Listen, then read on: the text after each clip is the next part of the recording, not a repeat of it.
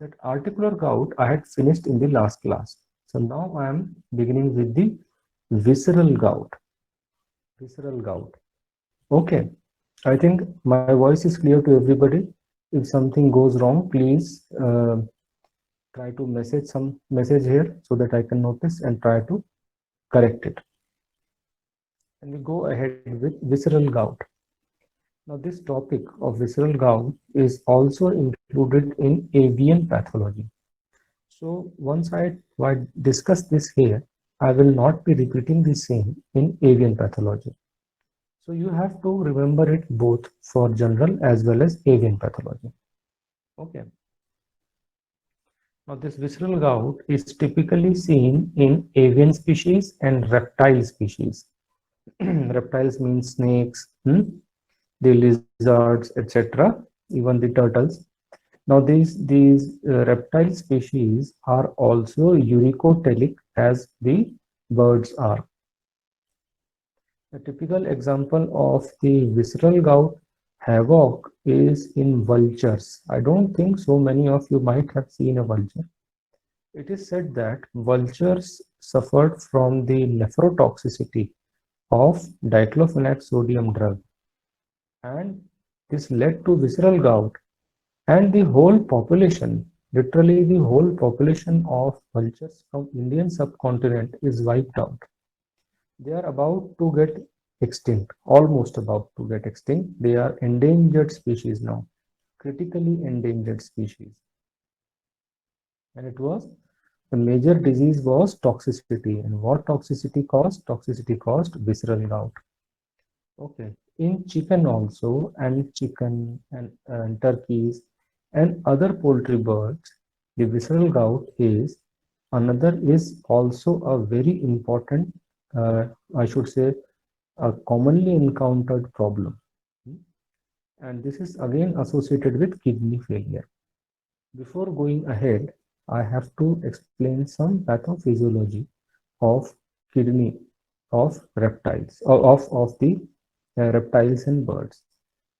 Now, see, like mammalian kidney, there is a little bit of difference in the kidneys of avian species and reptiles. They are not very much similar. The major difference is that between the physiology is that the reptiles and birds are uricotelic, as the mammals void urea or produce urea as their major metabolic byproduct. The avian species, the birds, they actually produce the uric acid. Now, uric acid is having very little solubility in water. Very little solubility in water. Okay. So consequently, what happens is that the uric acid, if enough water is not available, will immediately precipitate out.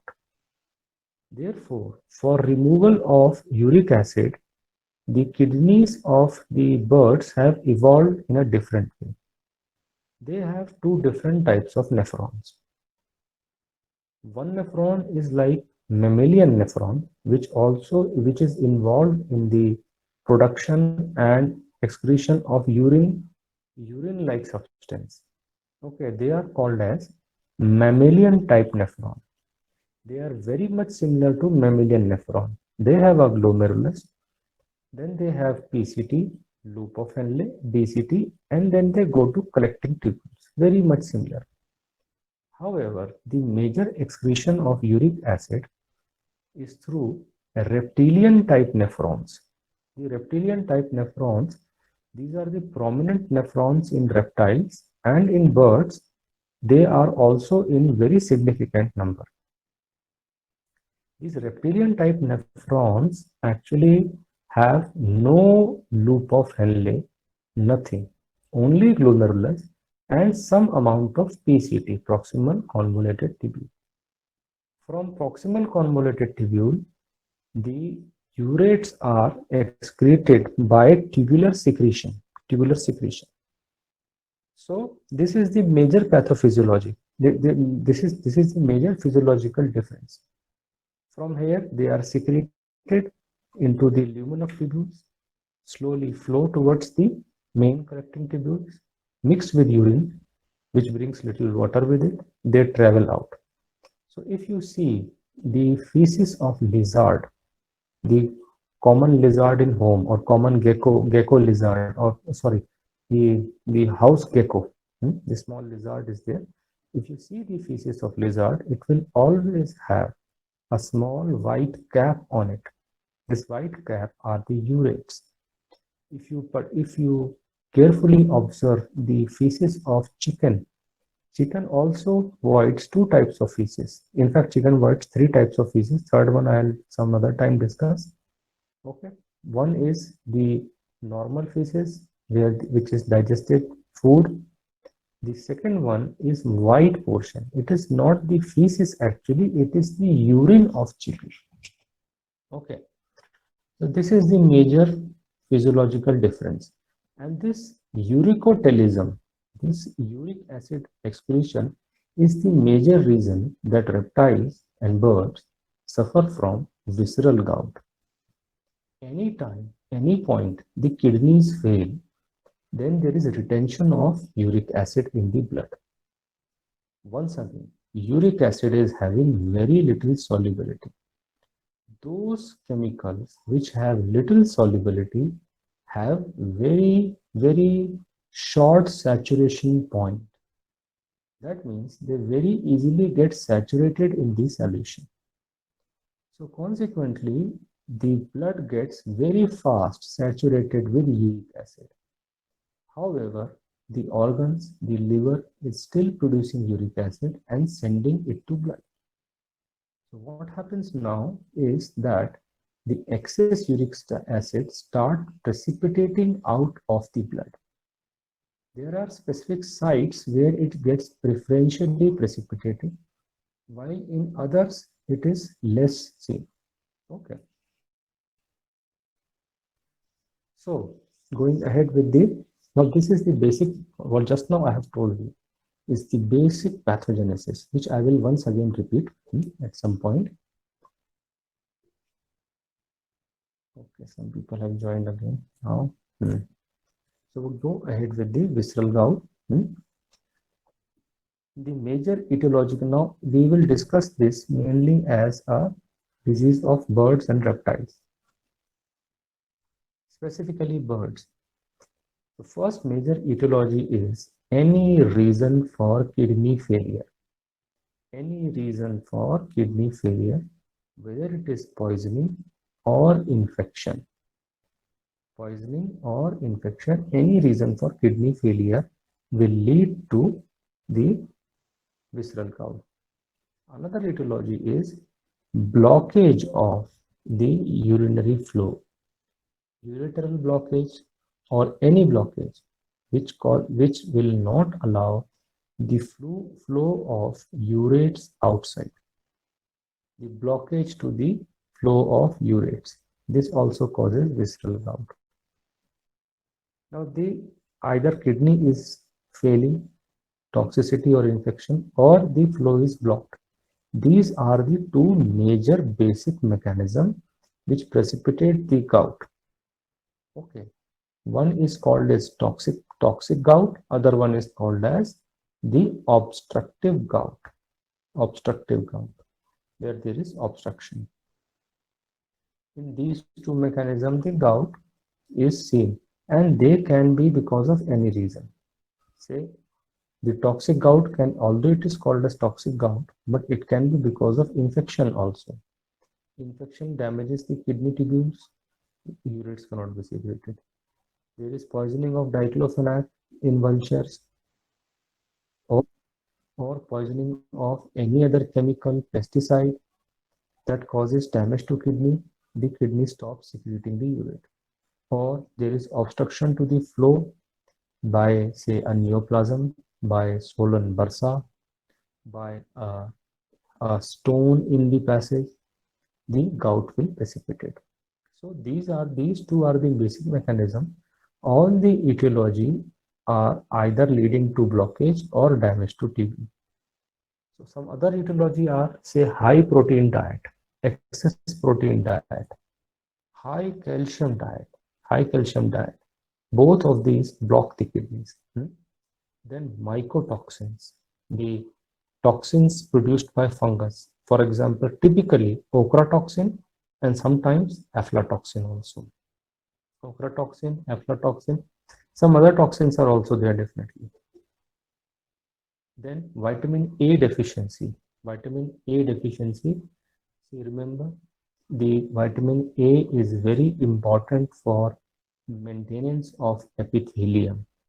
The kidney tubules also have epithelium, and their maintenance is done by, or their structure is maintained by vitamin A. So deficiency of vitamin A causes the exfoliation of cells. They block the kidney and lead to gout, especially in birds. So these are certain etiologies of the visceral gout. Then we go to pathogenesis. Because of any reason, either it is tubular failure or blockage to flow, the urates are retained in the blood. Urate or uric acid, it is retained in the blood.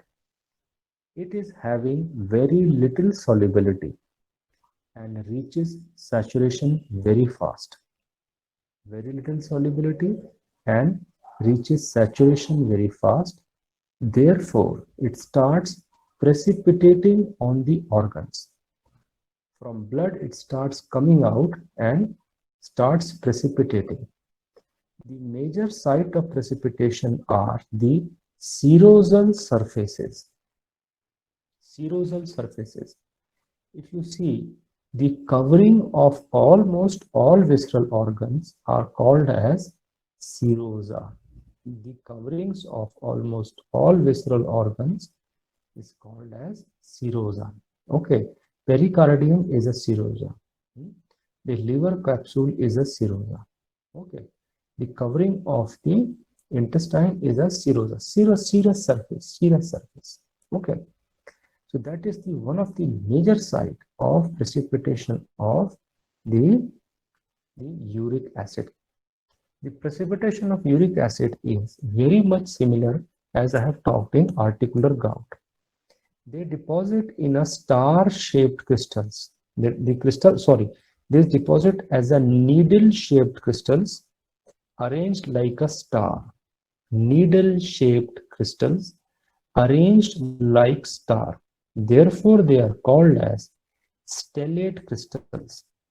Stellate crystals. Stellate means star-like. Needle-shaped crystals arranged in a star-shaped pattern. Okay, radiating pattern. From center, the line is coming out. Radiating pattern. Major site is serosal surface. However, they are still,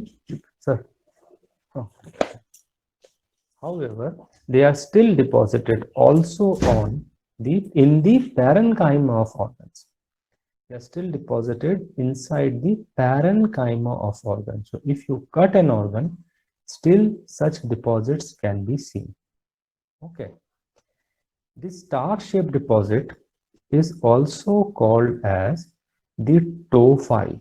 The star-shaped deposit of uric acid is also called as tophi, T-O-P-H-I, tophi. Okay. Now, why the animal dies? Come, just hold on, please. So,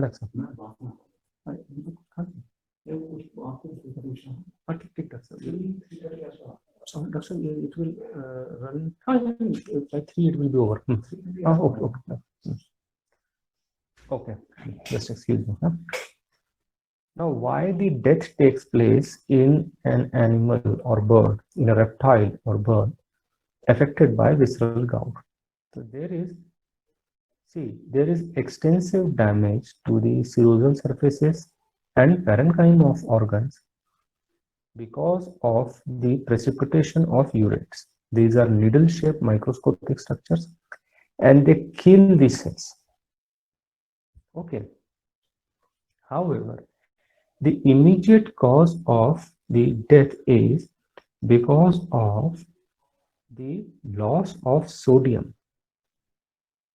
The urates precipitate out as uric acid precipitates out as urate, typically sodium urate, sodium urate, calcium urate, and what it does, it takes away all the sodium and maximum calcium from the body, from the blood.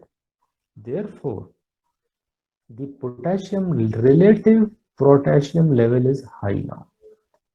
Relative potassium levels become high, and the potassium is known to cause the bradycardia, reduction in heart rate, and even failure of heart. If sodium is reduced too much, the potassium relatively becomes high. The ratio is lost. Ratio, please remember, it is the ratio. Potassium can never be higher than sodium. It is the ratio. By ratio, it becomes relatively high. And what happens is that it causes cardiac failure and death. So please remember, the death is because of the removal of sodium ion, which causes relative increase in the calcium in potassium ion, called as relative hyperkalemia, and it leads to cardiac failure. This is visceral gout. How grossly the organs appear. Grossly, the affected organ shows presence of chalk-like white deposits on surfaces. Chalk-like white deposits on the surfaces. Okay, even inside the organs, such deposits are seen. Everywhere such deposits are present. On the surface of organs, inside the organs, even in the brain. The organs typically appear white with chalky white. Organ typically appears chalky white, and on touching the consistency of deposit, is gritty. It is gritty, as if you are actually holding the chalk powder. Chalk powder is gritty. It is not smooth like the condensed milk or the other kinds of powder. It's not smooth and soft. It is gritty. So that is the major point of differentiation of the visceral gout, and some other diseases also show white deposits. Visceral gout will show gritty deposit that can be touched and understood. Okay, microscopically, the affected joint. One point more. In visceral gout also, the joints can show deposition of urate crystals. Okay, not necessarily only on the organs, but also on the joints it is seen. So microscopically, the affected part or the affected joint, it will show the presence of the urate tophi, star-shaped deposits of the urate crystals. How the urate crystals are? They are needle-shaped. And how they are arranged? In a star-shaped radiating manner. Okay. These deposits give rise to foreign body reaction. What is a foreign body reaction?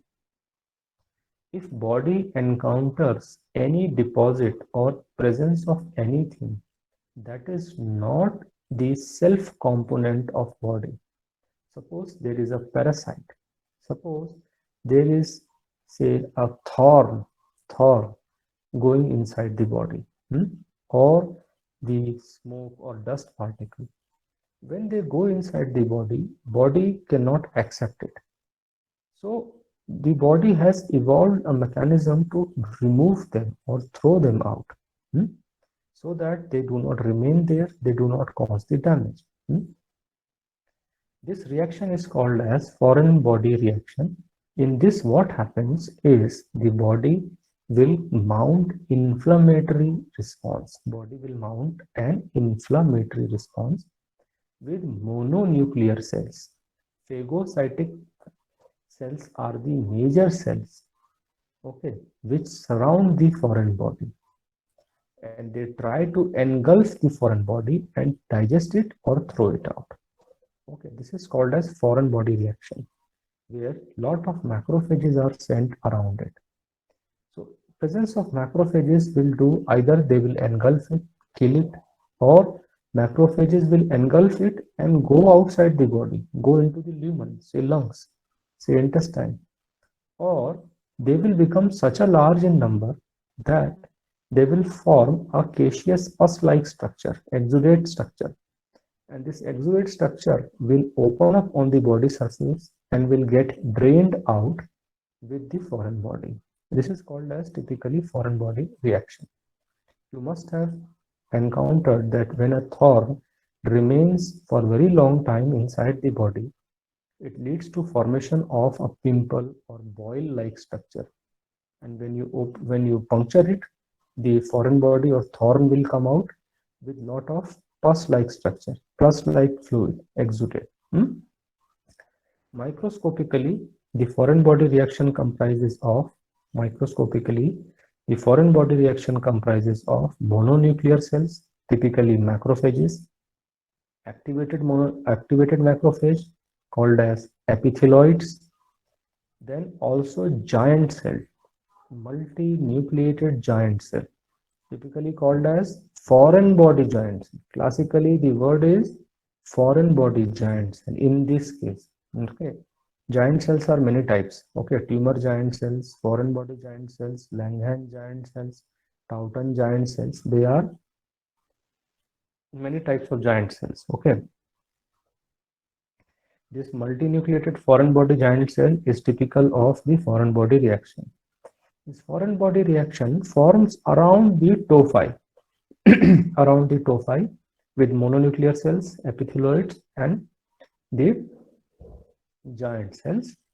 And if the bird survives long, if the bird survives long enough, also there will be proliferation of fibrous connective tissue.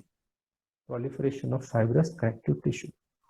If foreign body reaction fails to remove it, what body does? Body engulfs or covers the such a structure with presence of fibrous connective tissue, so that the connective tissue covers it, and now this foreign body is not harmful to our body, other tissues or structures. Okay, so there is a foreign body reaction, and it has also been called as foreign body granuloma. Sometimes it is also called as foreign body granuloma.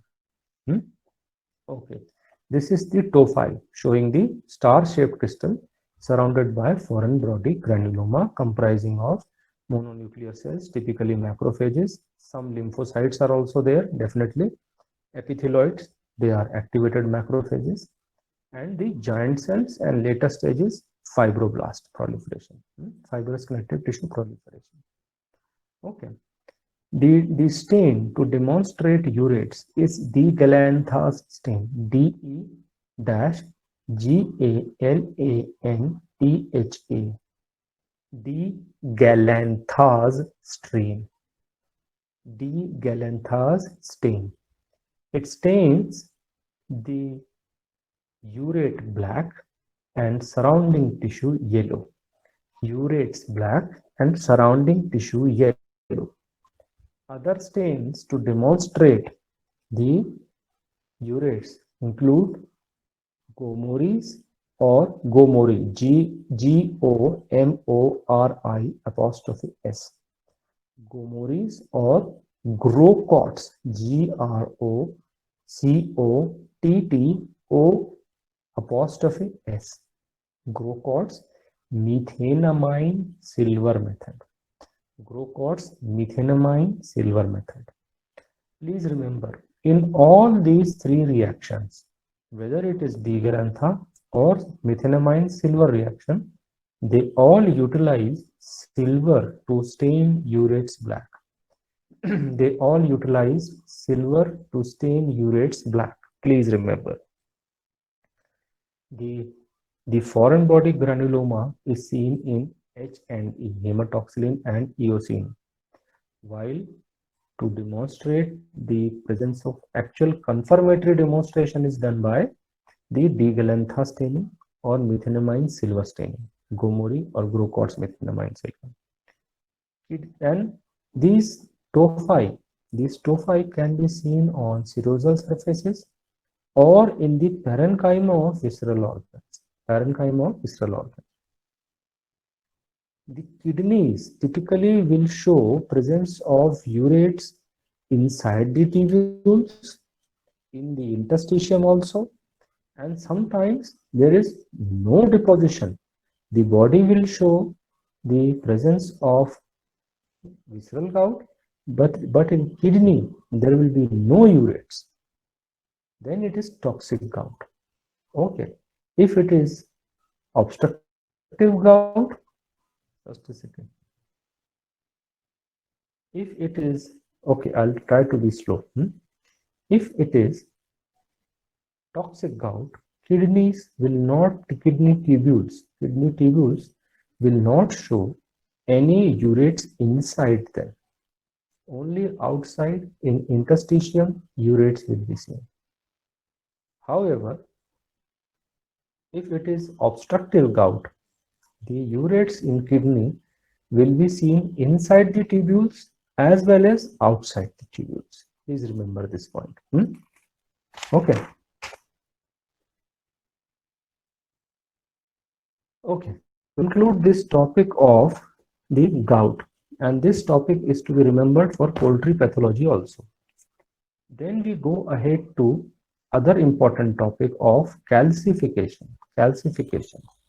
Okay. Actually, the topic is called as mineralization. In some books, the topic is named as mineralization, deposition of minerals. Okay.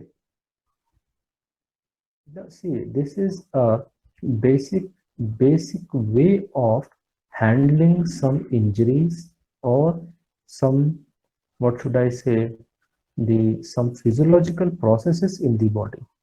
Okay, the deposition of calcium is a normal process in body. When I say calcification, it means deposition of calcium. Deposition of calcium for bone formation, for healing of fractures, for giving strength to bone is very important. It is a physiological process. Okay, but when this process of the calcium deposition goes out of hand or it becomes abnormal, then it is pathological classification. So pathological calcification.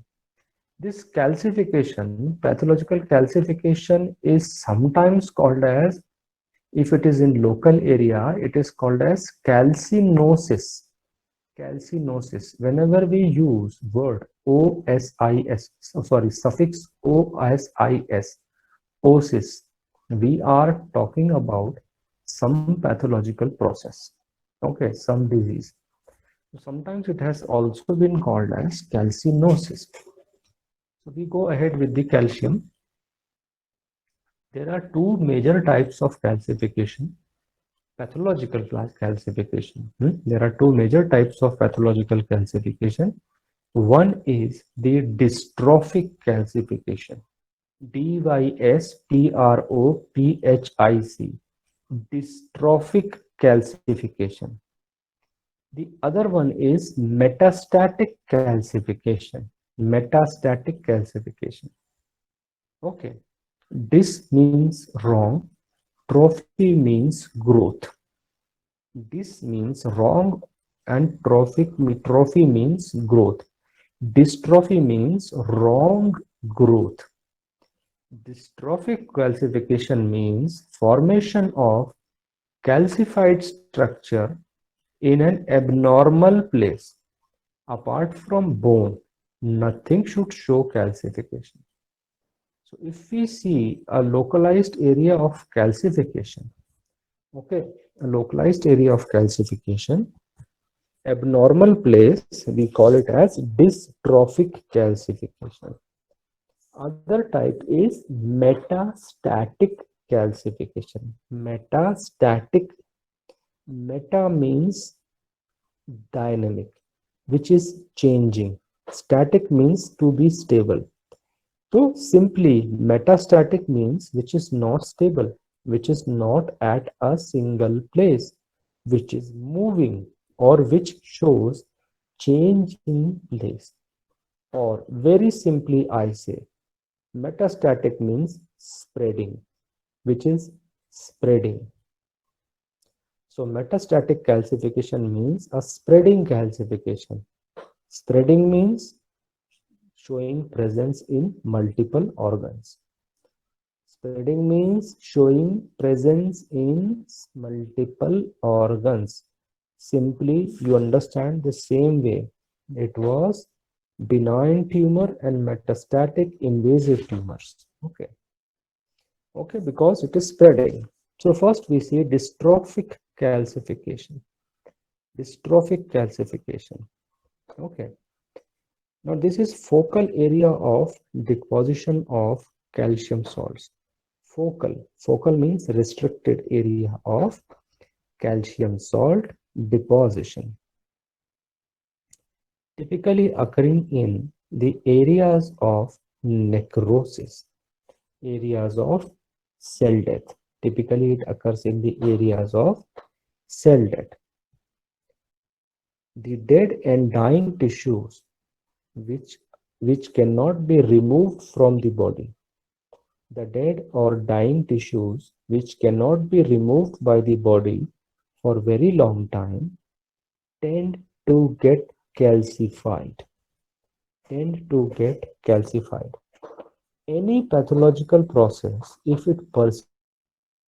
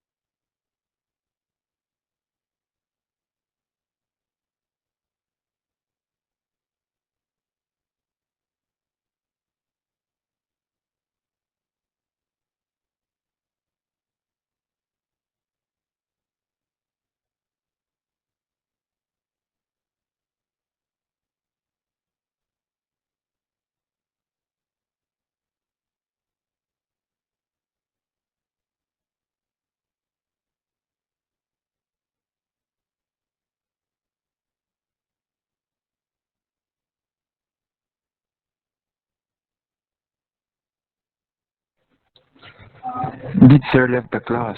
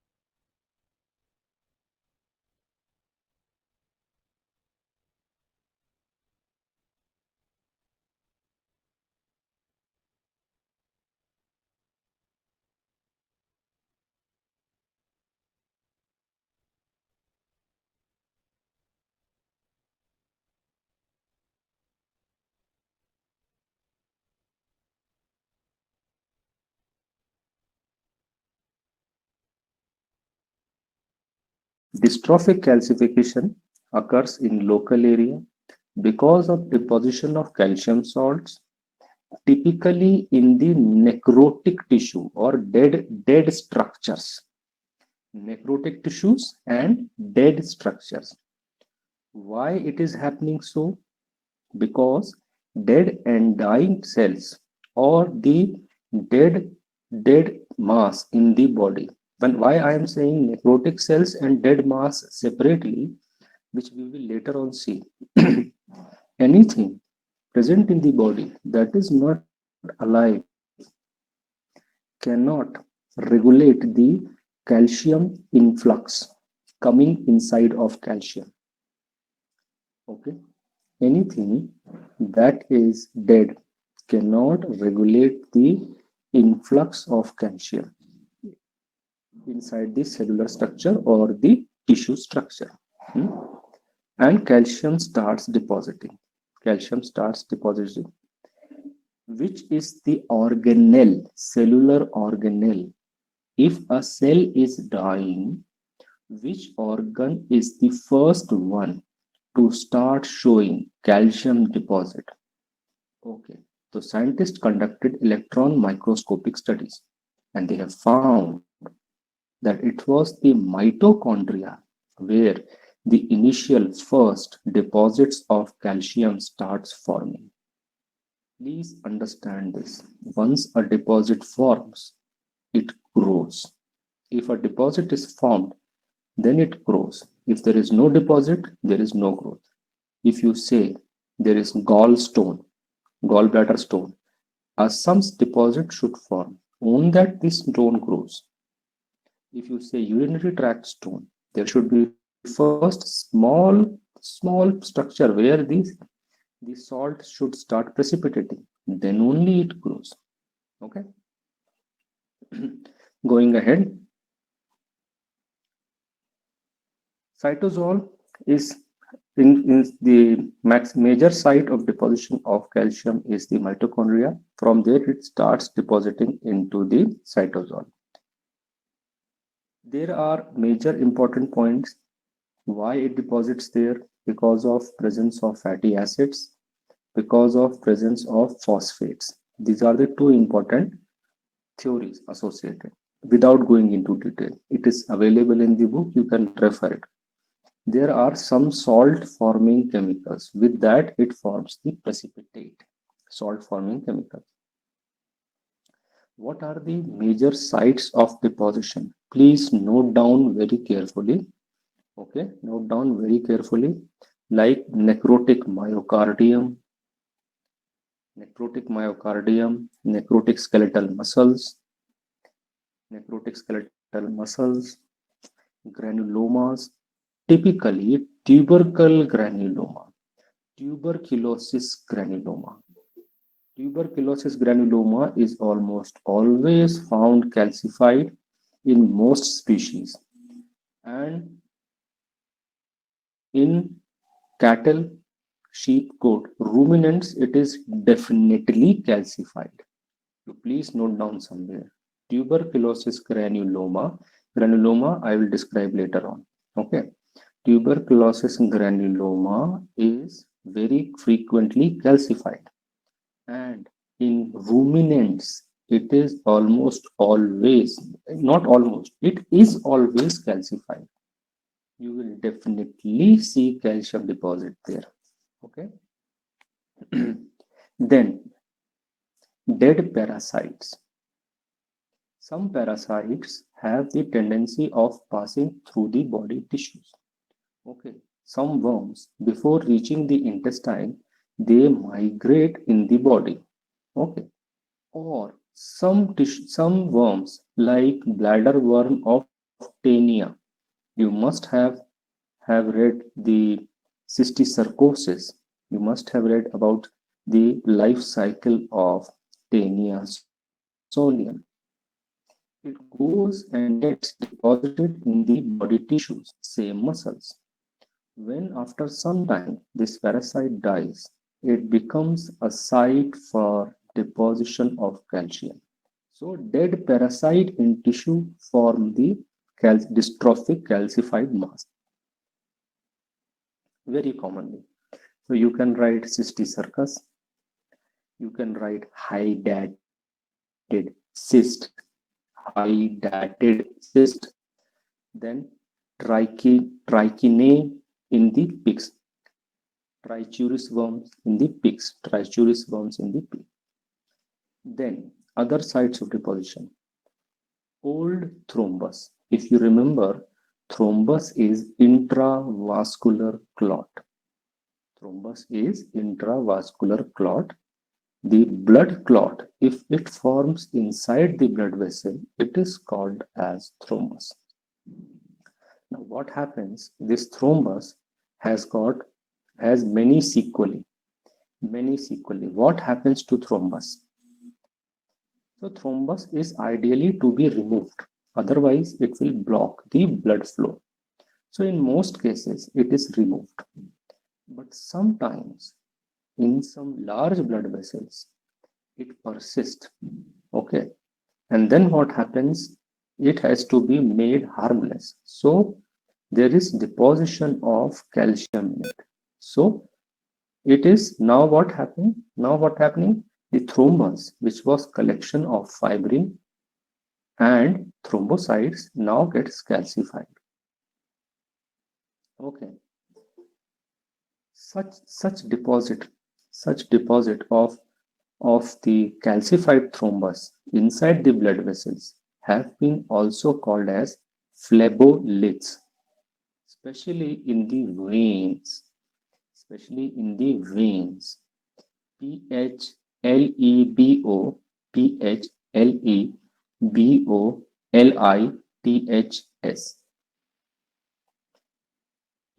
PHLEBO, phlebo, LITHS, phlebolith. If you remember, the inflammation of vein was called as phlebitis. Lith means a stone. Phlebolith is a stone present inside a vein. Okay. Then old scars. The scar tissue, if it gets too old, sometimes if it is persisting too much, it can get calcified. Old scars. Necrotic ganglions, necrotic renal tubules,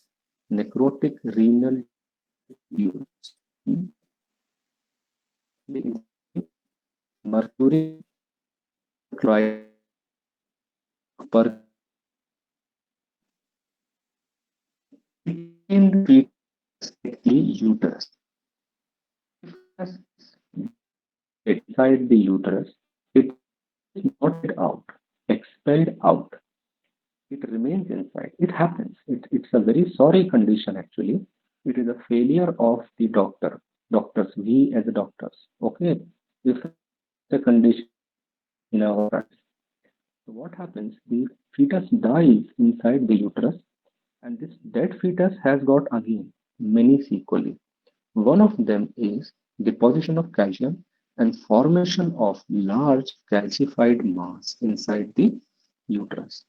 It is called as lithopedion, Litho, litho, Pedion, litho, Pedion, lithopedion. Pediatrics is the medicine of children. Pedion. Okay, lithopedion, a child converted into stone. Okay, some hundreds of years back, couple of hundred years back, 150 to 200 years back, it was also seen in some deprived areas in human beings also. In some animals also it is seen. It can still be reported where the veterinary services are weak. In animals, it can still be reported. Lithopedion. The question is, why there is calcium deposition? Why body allows calcium deposition? It's very simple. If there is a remnant of live material, if live material is present inside the body, it's a good source of nutrition for microorganisms. typically bacteria and saprophytic bacteria to grow, to make that area which body cannot remove, to make that area which body cannot remove as harmless. Body removes all the organic material and fills it with calcium. You follow? So that's why that this is a defense mechanism kind of. Once there is calcium, it may be painful, it may be a permanent deposit, but now no bacteria can invade it and grow on. Okay.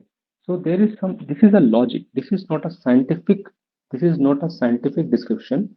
This is a logical description given by some scientist, and it is probably true that body wants that.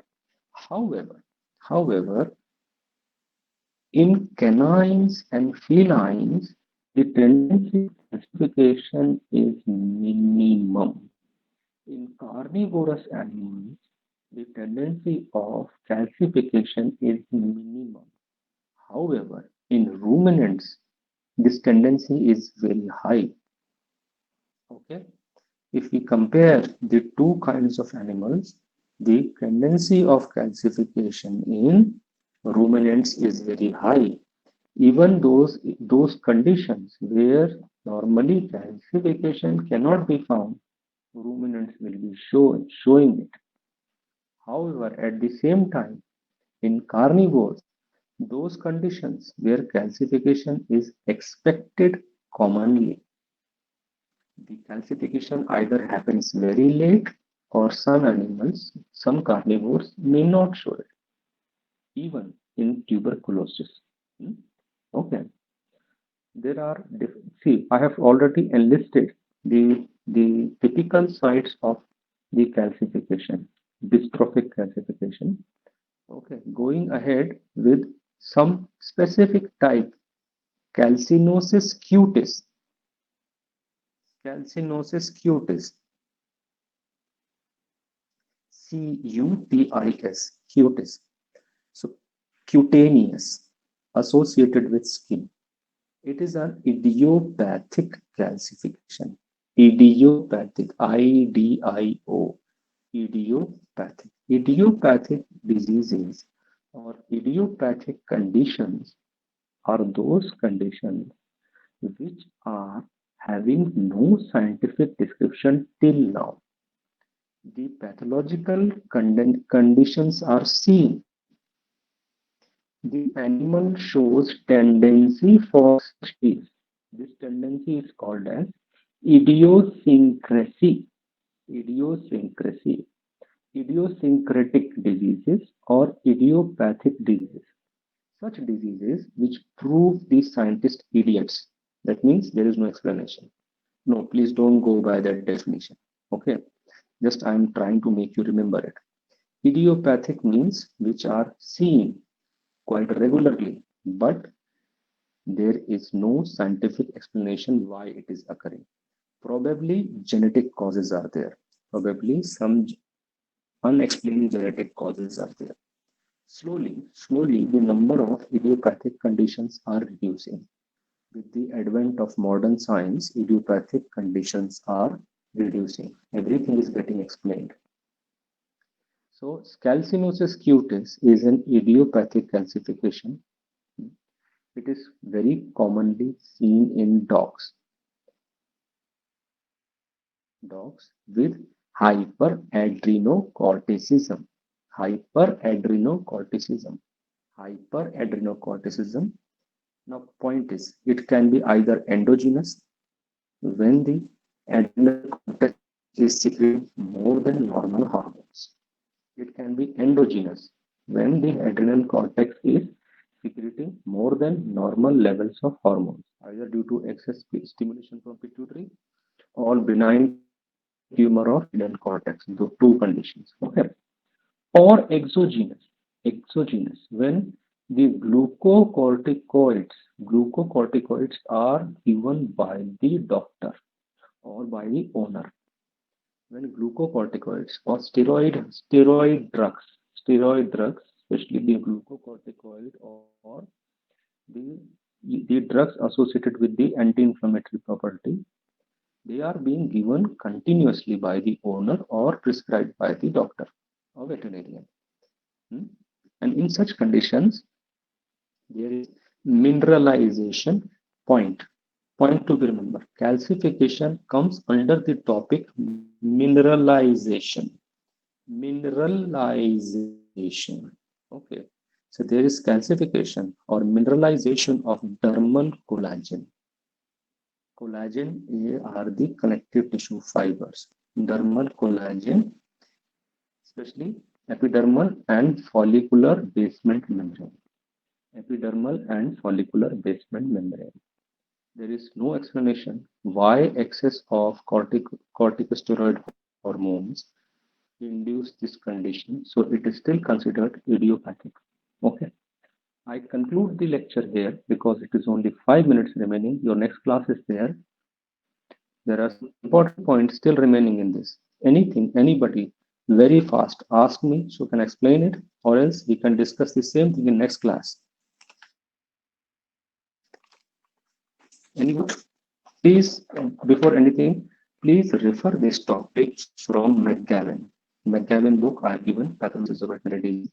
Please make a casual reading. Please try to criticize my lecture. Please try to criticize my lecture. Criticize means not by wrong intention, but yes, professionally criticize it. Try to prove me wrong. Okay, please try that. Hmm? Any and don't do it by sitting by logic. Refer a book and then not by just logic. Hmm? Refer a book, refer net, something with some sense. Okay. Any doubt? Anybody?